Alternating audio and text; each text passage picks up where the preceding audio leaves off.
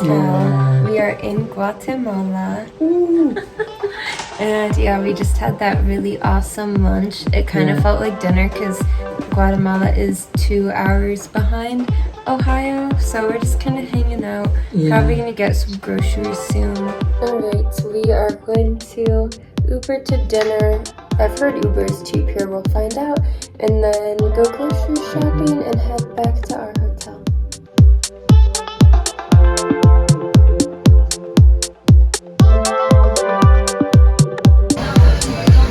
How is it? Great. I got some kind of, it's called a double green that has avocado, matcha, of course, apple, and honey. It's so good.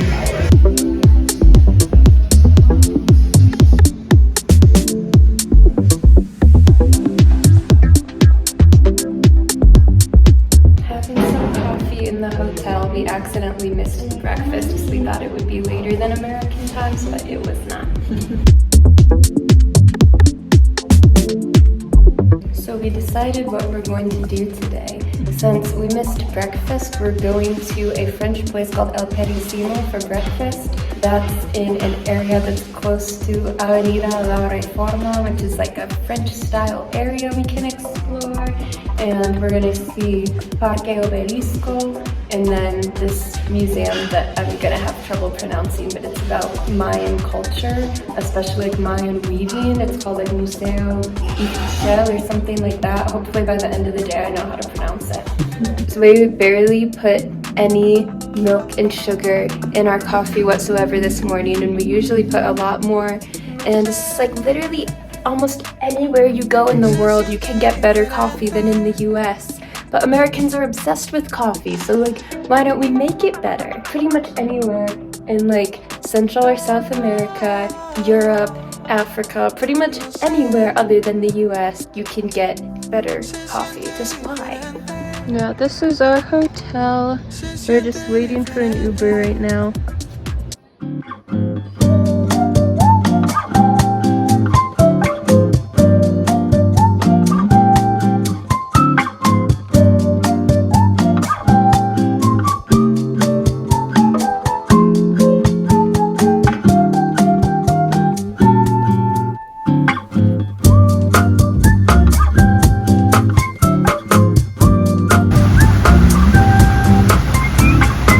So today is officially our 1-year anniversary. Yes. He bought me these flowers from an adorable older woman here at Parque Obelisco.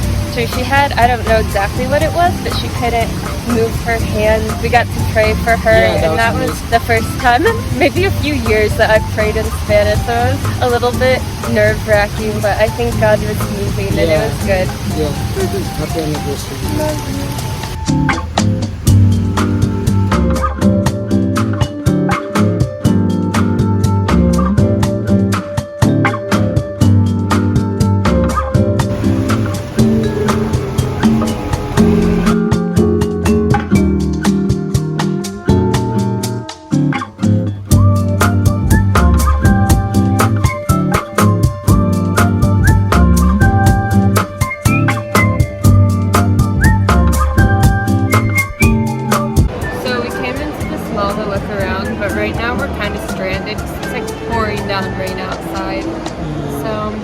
Yeah, we're hoping we can go to La Plaza de Espana, but that would require less rain, so we'll see. And the museums are a 40-minute walk, which we're not trying to do in the rain. This is such a throwback to our wedding. Blue hydrangeas. Yes. What we had as our centerpieces.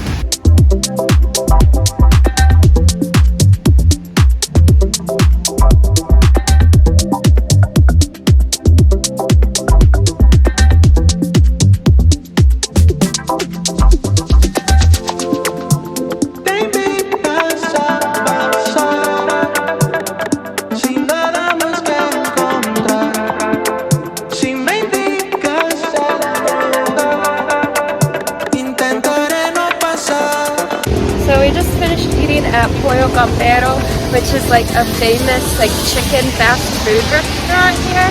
Yep. It wasn't bad. I didn't love it, but it's worth a try just to see. You did. It's worth a try to see what the local fast food is like. But yeah, we've been out all day. We had an Uber drop us off in Zona 14, which is like a trendy, hip kind of zone.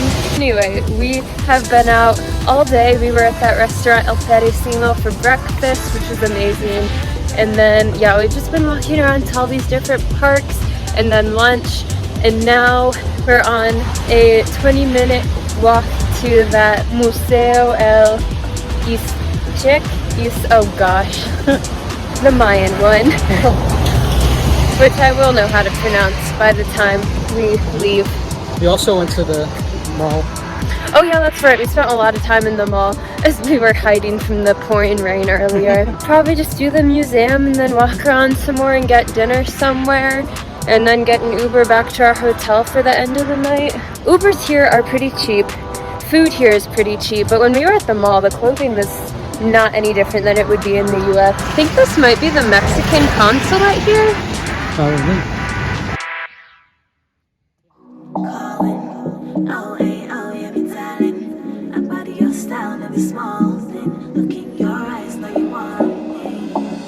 Yeah, we did pass the US Embassy. We're like, oh, that's a nice building. It's the gated communities that are nicer, and then it was the US Embassy, so we kind of left. Yeah. That vieja zona 10. So it looks like the GPS did not give us excellent instructions to the museum because we're here, but no one's here. Yeah, we think this is the wrong entrance, but the museum closes in 30 minutes, so if we don't find it quickly, it's probably not gonna happen.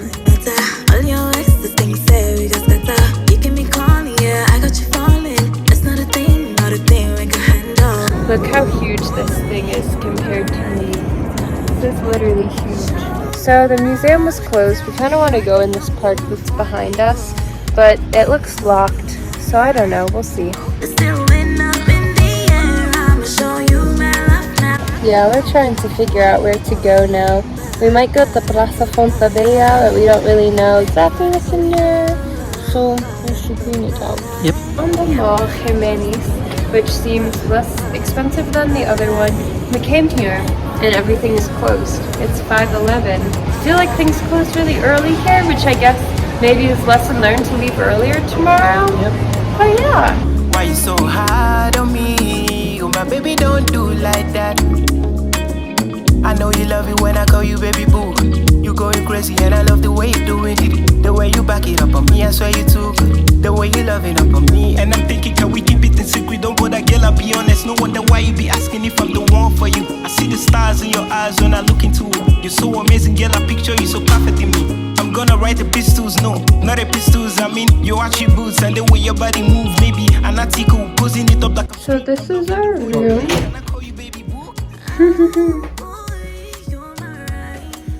Nothing too fancy, but it's comfortable, it's clean, that too.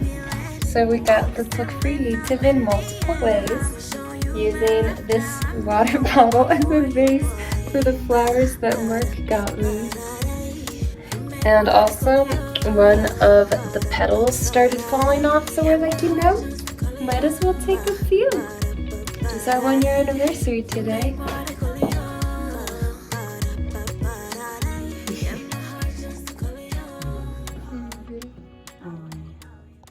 In honor of our 1-year anniversary, we are doing a little marriage devotional. Spiritual habit, forgiveness. Bearing with one another, and if one has a complaint against another, forgiving each other, as the Lord has forgiven you, so you also must forgive. Colossians 3:13. In today's passage, we read we're to bear with one another. This is a profound statement as it shows us it's an attitude of virtue. It's an act of doing, an action of putting on godly behavior and putting off sinful behavior. This is how the act of forgiveness can be built up and become a permanent fixture in our hearts and minds. It's like training a muscle. If you don't use it, you'll lose it. It becomes a deep embedded godly attitude, so when the time comes to forgive, it flows out without hesitation. Forgiveness is not easy to master, but it's a virtue worth mastering. It allows for moments to honor one another in marriage and ultimately bring glory to God. Through forgiveness, we learn how to be better at loving each other as well as the attitude of virtue, putting on and putting off. Question: what comes to mind when you think of the attitude of forgiveness? I don't remember what verse it is, but there's that verse when Paul is writing and he says that he resolves to know nothing except Christ and him crucified. And I think that's what kind of comes to mind if it's an attitude. If Jesus's crucifixion is like constantly on your mind, then like that's how he forgave our sins. And I feel like forgiveness is also constantly on your mind. And I think when it comes to like having that attitude of forgiveness is the same way that the Lord forgives us, where it's very unconditional and loving. Still, I have asked for forgiveness and wanting something for myself, wanting for that person to like forgive me and just accept my forgiveness, and that's not how it is. Sometimes it's the attitude of my heart, and to be genuinely like remorseful of what I did, seeking to be better, like having that Christ-like mind. It's unconditional, and it's loving. It's not self-seeking. I'm not asking for forgiveness to feel better, I guess, for myself, but also heal that relationship with that person. So last question is based on today's reading. What is the one thing God is saying to you? Really seek forgiveness to restore a relationship and to rebuild that love and to rebuild that connection, and not just self-seeking and serving myself and to feel good about myself. There's nothing wrong with that too. Of course, that's part of it. The goal should be to restore the relationship and restore the love. I feel like the attitude of forgiveness is a new thing. Like I have thought of it more of like, oh, okay, someone like sins against you, then you should forgive them. Which is true. Having it be an occasional occurrence rather than just like you have a heart that's always ready to forgive. Having kind of like that intimacy with God that makes your heart naturally forgiving rather than just being like, okay, Mark offended me, I'm gonna go away and muster up all my forgiveness now. Which like that's still not bad, but the other way is definitely better.